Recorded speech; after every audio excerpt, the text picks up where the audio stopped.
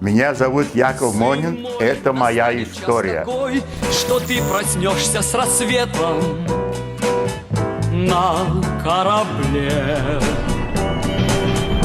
и встанешь твердо на палубе лицом к океану жизни, и в тебе воплотятся наши мечты.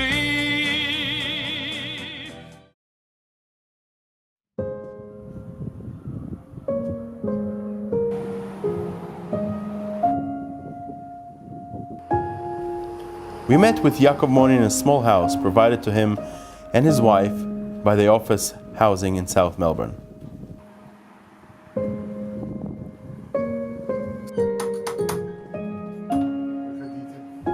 Yakov speaks with humor. He has a friendly manner, but somehow a bit reserved. He walks heavily, but you may notice he's a fast thinker. As soon as he saw my confusion where to sit down in a small kitchen, he nodded to his wife, and she said, "Boys, go to the backyard. It is more fun there than to be stuck in the house," she explained. We had a bigger unit, but on the second floor, and my husband had a problem with his walking. That's why we had moved. The garden was light and airy. We sat down to talk.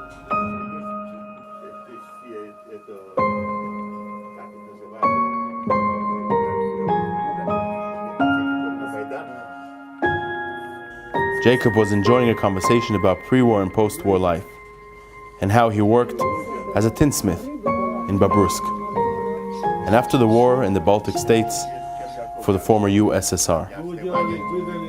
How well he earned, how he loved to travel with his wife, and how they have been living together for just 65 years. The wife was smiling, brought us a treat, and began to take an active part in the conversation. Her help was beneficial, since as soon as I was trying to fish anything out of Jacob regarding the war, he didn't feel like chatting at all. The reason for his restraint has also become clear.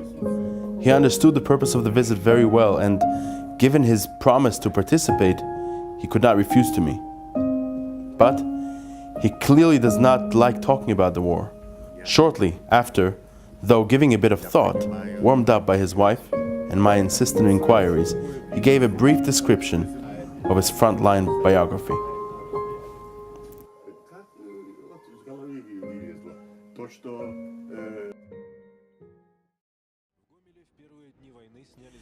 A story like many, the Germans bombarded the city of Babrusk from the first days of the war. Panic was terrible. The civilians fled along with the retreating troops. The soldiers were sharing with us whatever they had, food, water, walking, any mode of transport to get by. So, eventually, we were out of there. We managed to go as far as to Kazakhstan and stayed there, working, according to the skills we had.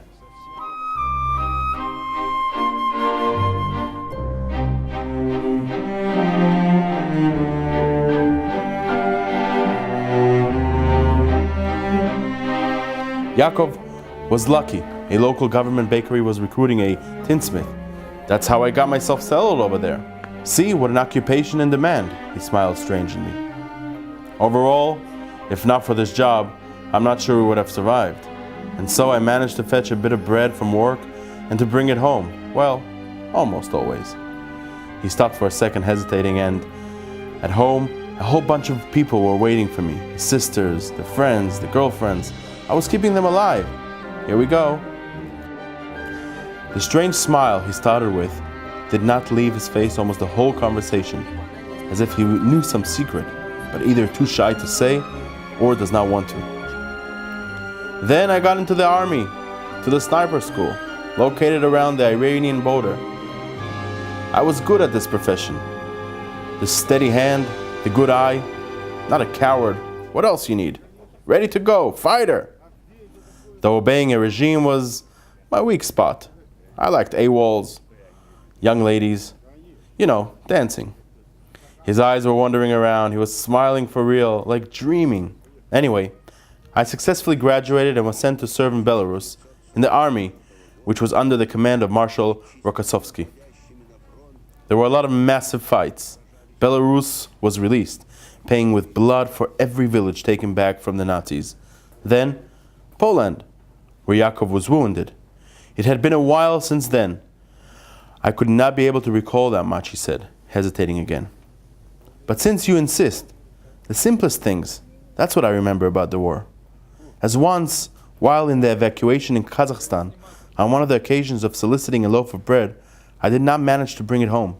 I was that hungry that I ate it, all of it, and nearly died. I remember as later, on the front lines, I ended up in the same hospital with my father, even though we fought in entirely different divisions, even on entirely different fronts. That's the memory. Someone may write a novel on it. And the war itself, well, war is war, he chuckled. Shoot, kill, they shoot you shoot them, it's simple. I don't understand anyone who likes to talk about it. You are different. You are doing your job, gathering stories. But do not get me wrong. For a normal individual to recall how he was killing other human beings, it is hard. I do not consider myself as a hero. I wanted to fight. Not in the sense of fighting, but in the sense of defending the homeland. So I went to fight, being a 17-year-old, voluntarily. Well, then what? He smiled again. No heroism, just working in the profession, as always, all my life. Just being good at what I do. Only the professions were different. In peacetime, tinsmith. In a war, a sniper. In general, I mastered my specialities very well. What can I say? That crooked smile never left his face, helping to cope with that apparent awkwardness.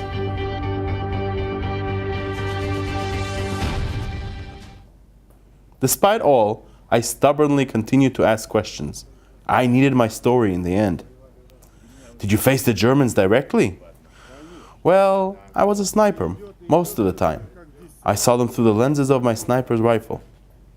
I remember once I ran with everyone towards a hand-to-hand combat with the Germans. I do not clearly recall how I survived it. My memory is simply blocked. And how many Germans did you see through the lens? I was obviously implying killed. He perfectly understood my implication. He paused, made an effort to speak. No, I can't. There were no tears, not like when he recalled the story about the loaf of bread.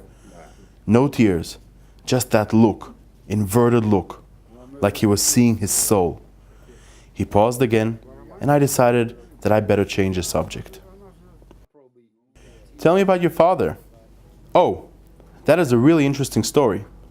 After being wounded by a grenade blast splinter in Poland, I got to the hospital. I was writing letters home, and the family was writing back. They said, "It is strange. Your father is also in a hospital now, and we are receiving letters from you and him with the same return address." I started to ask around, and it turned out that my father was in the same hospital with me. Here are the wonders. Then we met. I do not know how to describe that meeting. Such things you may see only in the movies. Eventually we were discharged from the army, together, since both of us had severe wounds. By the way, you were asking me to recall things about the war. Here we are. After the splinter hit me, my guts, I'm sorry for being so explicit, were on the ground, just fell out. But terrible luck, all of it, well, almost all of it, was collected and sewn back in. No infection. I survived. Though that splinter still sits inside of me after many, many years have passed. And then, the war was gone. Everything went on just fine. After all, I had a profession. He was smiling again, this time without bitterness. I have a wife, family, 2 sons, grandchildren, great-grandchildren, everything what people have. By the way, all of them live here. He clearly looked happy. Here we are. Keep talking about the war. Look, some tasty cherries my wife brought. Help yourself. I better tell you stories about my classy life in the Baltic states after the war. I was making up to 500 rubles a month. Huge money back then. Finished work, and you are free to enjoy yourself. Go on a cruise with the wife. He accidentally stopped, and the pause lasted almost an eternity. You cannot imagine how good it felt. Tears stood in the eyes of Yaakov Monin while he was watching his wife walking inside the house. She was moving slowly, as if carrying away the heaviness of a very long life, while carrying her husband's jacket, fully decorated with military medals and orders.